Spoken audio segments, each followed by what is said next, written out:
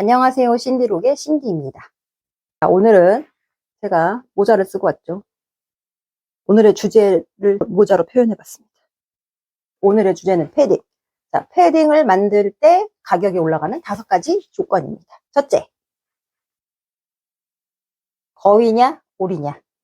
거위가 상대적으로 수급이 어렵습니다. 그러니까 당연히 거위털이 비싸겠죠. 두 번째, 솜털의 함유량입니다. 80, 20이냐? 80이 솜털이죠. 80, 20 아니면 9010, 8515 이런 식으로 솜털의 함유량이 많은 게 비싸더라. 세 번째는 필파워입니다. 필파워는 다운의 부피와 보온성을 측정하는 단위입니다.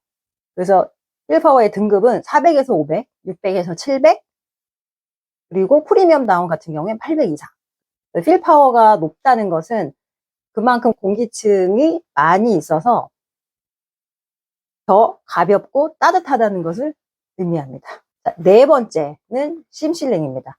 저는 패딩의 여러 가지 조건 중에 가장 중요한 것 한 가지만 뽑으라고 한다면 저는 이 네 번째 심실링을 뽑겠습니다. 여러분들 경험해 보신 적 있으실 거예요. 내가 앉아 있는데 내 주위로 털들이 날아다녀요. 심지어 어쩔 땐 이만한 깃털이가 빠져나올 때도 있어요. 그리고 누군가가 옆에서 지나가는데 그 사람의 지나간 자리에 솜털과 깃털들이 막 이렇게 날아다녀요. 그런 경우는 심실링이 마모가 되었거나 심실링이 잘 안 되었거나 의 경우의 케이스인데요. 그래서 심실링의 예를 보여드리겠습니다. 제가 다운 패딩을 잘라서 보여드릴 수는 없기 때문에 우비를 참고로 보여드리도록 하겠습니다. 이거는 제가 입고 있는 룰루레몬의 바람막이 겸 우비입니다. 여기 보시면 찐 절개절개 사이로 이렇게 보시면 테이핑이 붙어 있습니다. 이런 거를 심실링이라고 합니다. 심을 막았다, 뭐 그런 뜻이에요. 저거는 이제 물이 들어오지 말라고 심실링을 한 거예요. 여름 옷이니까. 근데 겨울 옷은 다운이 이 봉제 라인에서 빠져나가지 말라고 하는 게 심실링이거든요. 다섯 번째는 RDS 다운, Responsible Down Standard라고 해서 다운을 채취하는 과정이 얼마만큼 윤리적으로 했느냐, 동물복지를 얼마나 신경을 썼느냐, 그리고 다운을 채취하는 사람들이 얼마만큼 인권적으로 대우를 받고 일을 하고 있느냐, 이런 부분들을 다 트래킹을 해서 썰티를 주는데 그 썰티 택이 따로 있어요. 그래서 패딩을 사러 가시면 여러 가지만 택이 있는데 그 중에 RDS 택이 있고, 그 다음에 구스인지 그 안에 필파워 이런 것들이 다 표기가 되어 있죠. 가격 택이 있고, 그리고 겉감을 특수하게 어떤 방수제를 썼다, 그럼 겉감에 대한 내용들이 여러 가지가 들어있을 거예요. 택에 모든 게 표시가 되어 있으니까 오늘 제 영상을 보시면 이해를 하실 수 있을 거예요. 그런데 이제 최근에 RDS 다운보다도 리사이클 다운을 많이 쓰는데, 리사이클 다운은 말 그대로 재생 다운입니다. 재생 다운은 입던 패딩들을 수거를 해서 그 안에 털만 다시 빼서 재가공을 해서 쓰는 걸 말하는데, 리사이클 다운이 싸다라고 생각하시면 그건 오산입니다. 리사이클을 하는 과정에서 또 엄청난 비용이 들어가요. 그렇기 때문에 리사이클 다운이 더 비쌉니다.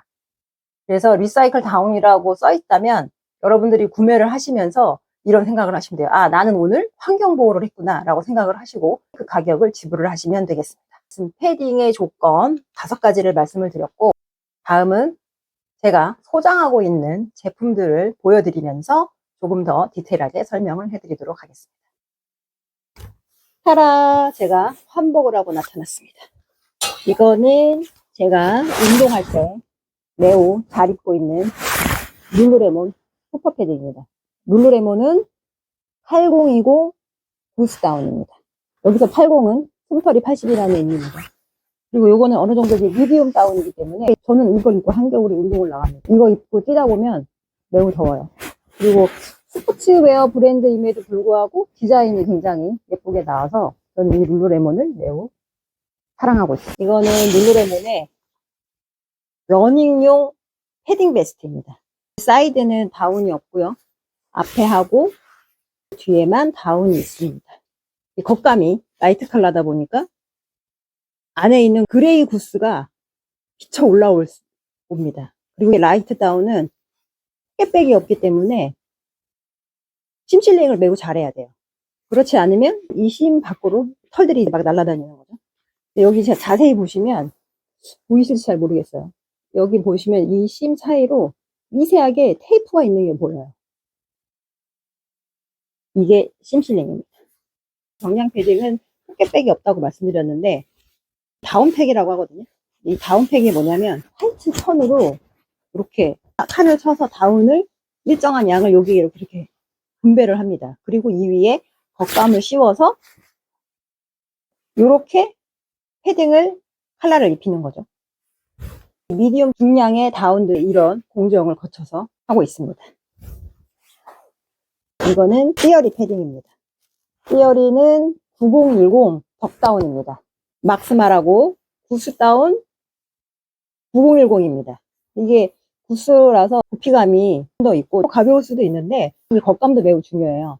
겉감이 굉장히 얇게 되어 있거든요. 그래서 이 패딩이 더 가볍게 느껴지는 거고, 제가 지금 입고 있는 거는 스포트 막스예요.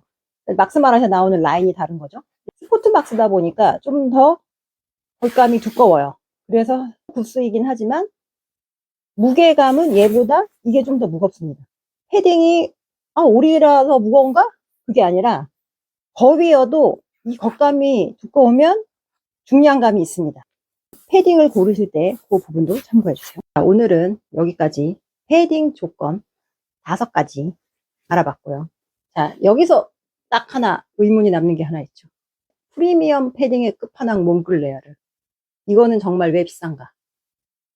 저는 2011년도에 몽클레어가 청담동에 매장 딱 하나 있을 때 한번 구매를 해봤거든요. 패션을 전공하면서 퀄리티를 보면서 가격을 책정하는 머천다이저로서 도대체 저 패딩은 왜 저렇게 비싼지 너무 궁금했어요. 그래서 진짜 큰맘 먹고 그 패딩을 한번 사봤습니다. 그래서 한 12년을 입었거든요. 정말 퀄리티가 좋긴 하더라고요. 12년 동안 그 솜털 하나 빠진 적이 없고, 그래서 추측을 하건대 이 원단이 고밀도 코팅 원단에 심실링이 매우 잘 돼 있다. 솜털이 100%인데도 그 12년 동안 빠져나오질 않죠. 개인적으로 지금은 스포츠 룩 라인을 보다는 디자인이 예쁜 거를 더 선호하는 편이어서 일반 브랜드의 패딩을 입는 편입니다. 오늘 설명드린 5가지를 고려해서 제가 얼마의 가격을 지불할 것인가 그 상한선을 두고 패딩을 고르고 있습니다.